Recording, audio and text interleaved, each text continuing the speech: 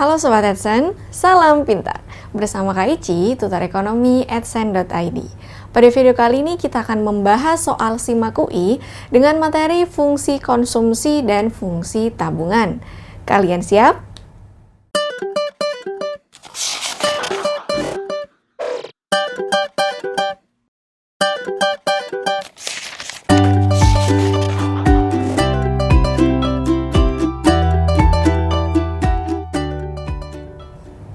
Baik Sobat Adsen, kita akan membahas soal yang pertama.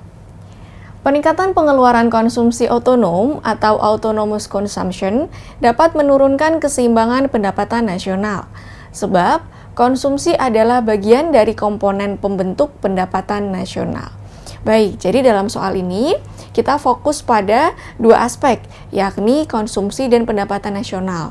Seperti yang kita tahu bahwa ada beberapa metode untuk menghitung pendapatan nasional.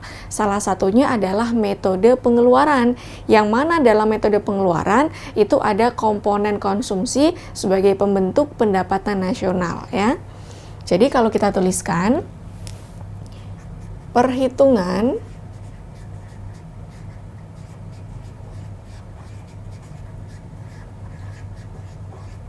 pendapatan nasional, ya, melalui atau menggunakan, ya, nggak masalah, melalui atau menggunakan metode pengeluaran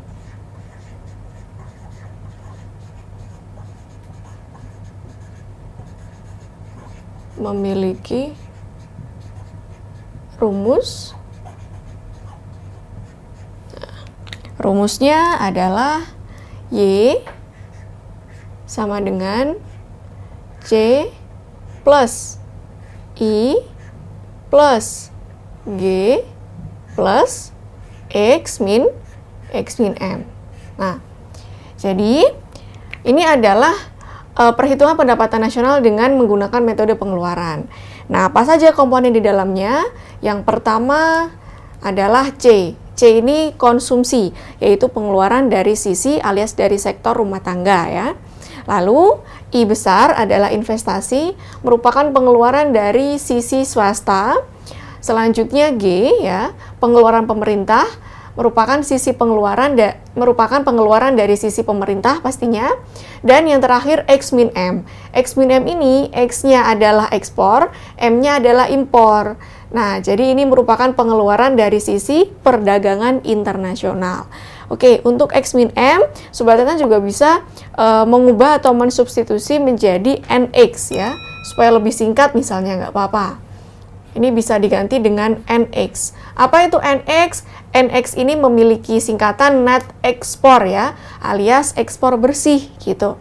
Jadi kalau kita tuliskan NX merupakan hasil dari pengurangan antara X dengan M gitu, X minus M. Oke, jadi inilah perhitungan pendapatan nasional dengan menggunakan metode pengeluaran. Nah, ternyata yang mau kita fokuskan adalah ini, fungsi konsumsinya. Ya kan, terbukti bahwa konsumsi merupakan salah satu komponen pembentuk pendapatan nasional. Nah, konsumsi ini sendiri ternyata memiliki fungsi juga. Jadi bisa kita sebutkan ini fungsi di dalam fungsi gitu. Ya. Apa fungsinya konsumsi? C sama dengan C0 plus M P C dikali Y. Oke, ini cara pertama untuk menuliskan fungsi konsumsi. Cara keduanya adalah bisa dengan lebih lengkap, yaitu seperti demikian. Ini diberikan kurung minus TX plus TR. Ini yang versi lebih lengkap, gitu ya. Tapi kalau misalkan ingin menghafalkan yang pendek saja nggak masalah.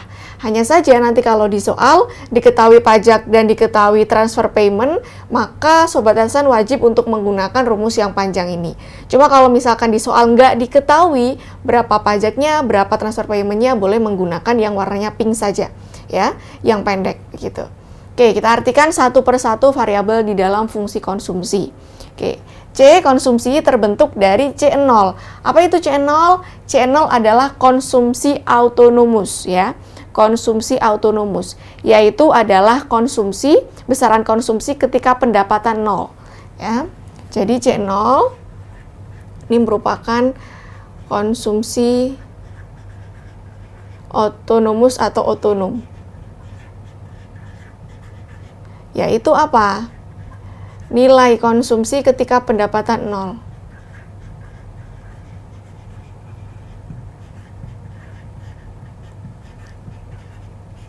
Pendapatan 0 ya. Kenapa? Karena walaupun pendapatan masyarakat ini 0, nggak mungkin seorang individu nggak melakukan konsumsi. Pasti melakukan konsumsi. Lalu uangnya dari mana? Ya mungkin mengambil dari tabungan, begitu. Atau mungkin meminjam uang dan yang lainnya.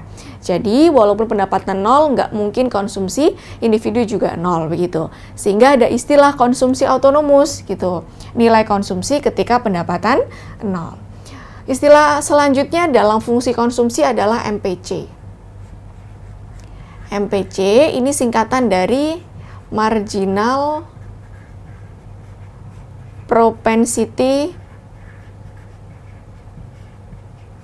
to consume. Apa artinya? Jadi tambahan konsumsi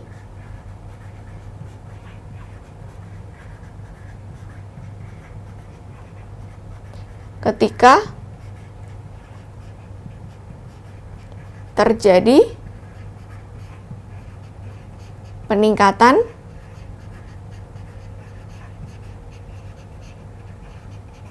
pendapatan ya. Oke, tentunya pengeluaran individu untuk konsumsi ketika pendapatan misalnya 5 juta, itu akan berbeda dengan pengeluaran konsumsi ketika pendapatannya meningkat menjadi 10 juta. Nah, tambahan konsumsi karena peningkatan pendapatan itu disebut sebagai MPC atau Marginal Propensity to Consume ya. Oke, selanjutnya Y ini merupakan pendapatan nasional ya.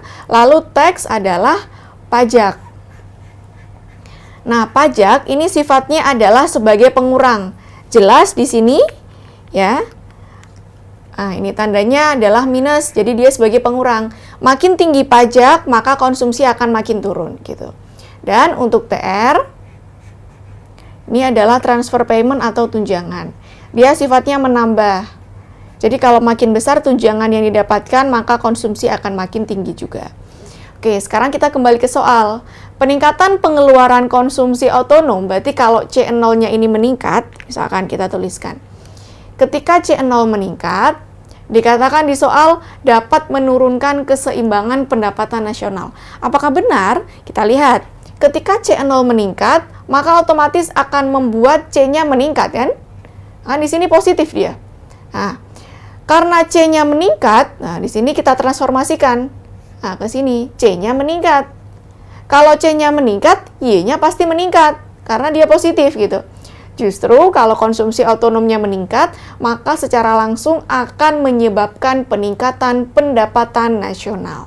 Jadi, kita bisa simpulkan untuk pernyataan dalam soal salah ya. Harusnya yang tepat adalah meningkatkan keseimbangan pendapatan nasional. Jadi, kita kunci di sini salah begini. Lalu untuk alasan, sebab konsumsi adalah bagian dari komponen pembentuk pendapatan nasional. Kita lihat ini merupakan variabel-variabel yang mendukung perhitungan pendapatan nasional dari sisi pengeluaran ya. Nih, dari sisi pengeluaran. Dan salah satunya ada konsumsi. Berarti benar alasannya bahwa konsumsi ini merupakan bagian dari komponen pembentuk pendapatan nasional. Jadi alasannya benar. Nah, sehingga kita bisa simpulkan dari analisis kita, pernyataannya salah dan alasannya benar. Sehingga jawaban yang paling tepat adalah D. Baik, Sobat Edson, kita akan membahas soal selanjutnya. Konsumsi dapat dipengaruhi oleh tingkat bunga deposito.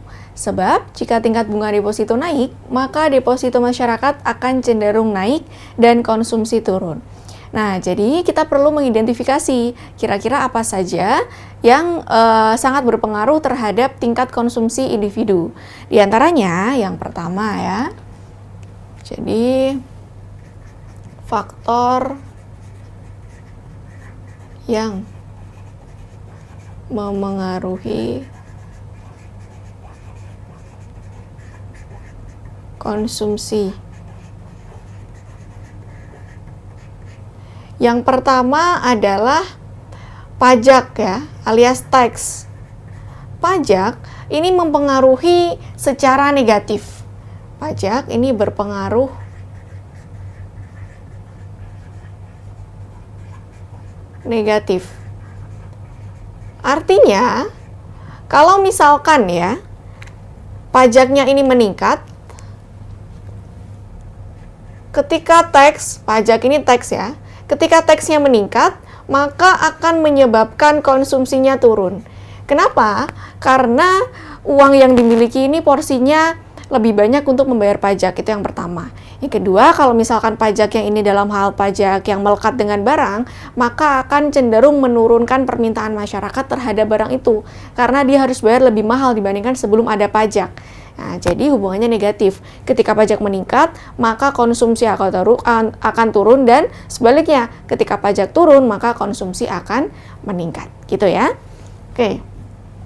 Dan sebaliknya ini hanya contoh saja, ilustrasi. Lalu yang kedua adalah transfer payment. Apa itu transfer payment? Tunjangan sosial ya. Ini tunjangan sosial. Dan mereka berpengaruh positif terhadap konsumsi.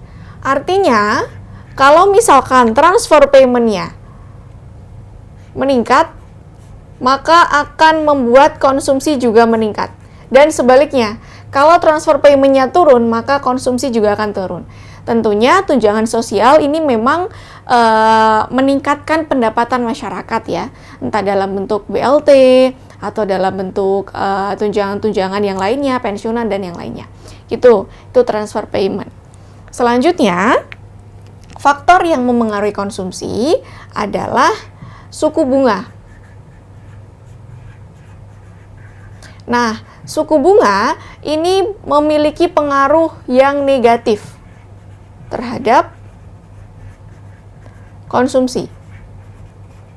Jadi, kalau kita tuliskan contohnya, ketika suku bunga ini R kecil ya, ketika suku bunga meningkat, maka akan menyebabkan konsumsinya itu turun. Dan sebaliknya, ketika suku bunga turun, maka konsumsi akan meningkat. Kenapa demikian? Karena suku bunga itu merupakan bentuk keuntungan ketika seseorang menyimpan uangnya di bank. Oke, jadi kalau suku bunga tinggi, artinya masyarakat akan lebih menguntungkan kalau menyimpan uangnya di bank, sehingga akan menurunkan tingkat konsumsi mereka secara tidak langsung. Tuh ya, jadi hubungannya memang negatif. Begitu juga ketika suku bunga turun, itu akan membuat masyarakat nggak tertarik lagi untuk menyimpan uangnya di bank, karena nggak dapat keuntungan gitu. Sehingga mereka menarik uang dari bank lalu dibelanjakan. Nggak heran ketika suku bunga turun, konsumsi akan meningkat. Begitu. Jadi ini faktor yang ketiga. Selanjutnya ada subsidi, ada faktor-faktor yang lain ya. Masih banyak yang lainnya. Oke. Tapi ini adalah 3 faktor utama yang biasanya memang sangat menentukan kuantitas konsumsi satu individu. Sekarang kita kembali ke soal.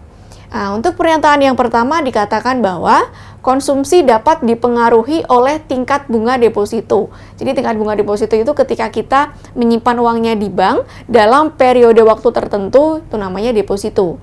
Nah, jadi memang benar ya, ini ada salah satu faktor yang mempengaruhi konsumsi adalah berupa suku bunga. Dan suku bunga ini berpengaruh negatif, artinya dia memiliki pengaruh terhadap konsumsi. Jadi kita kunci untuk pernyataan dalam soal benar bahwa suku bunga ini mempengaruhi konsumsi. Alasannya sebab jika tingkat suku bunga deposito naik nih, maka deposito masyarakat akan cenderung naik pasti. Jadi masyarakat akan menabung uangnya di bank, mendepositokan uangnya di bank, dan konsumsi akan turun. Benar ya? Sesuai dengan analisis kita. Apa keduanya merupakan sebab akibat? Ternyata kalau kita lihat, pernyataan pertama ini menjelaskan mengenai pengaruh deposito terhadap konsumsi. Nah, lalu pernyataan yang kedua adalah menjelaskan mengenai bagaimana alur kenapa sampai tingkat bunga deposito bisa menurunkan konsumsi ketika dia naik. Nah, keduanya merupakan sebab akibat ternyata. Tuh ya.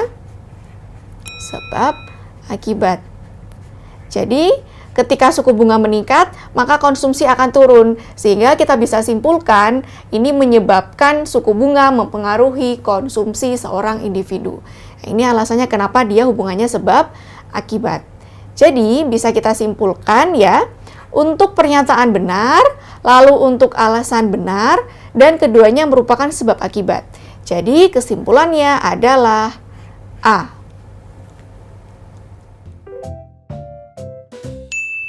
Baik Sobat Adsen, demikian pembahasan soal SIMAK UI dengan materi fungsi konsumsi dan fungsi tabungan.